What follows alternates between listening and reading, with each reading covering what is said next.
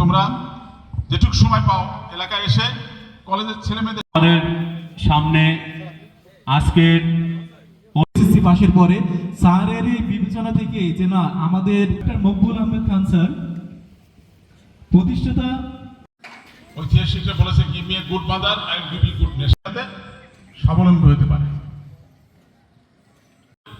তোমরাও, কারণ আমাদের বয়স আছে,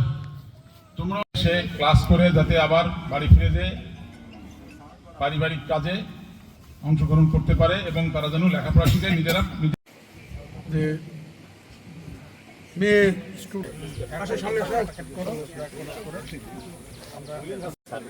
সবাই মিলে ছবি তুলি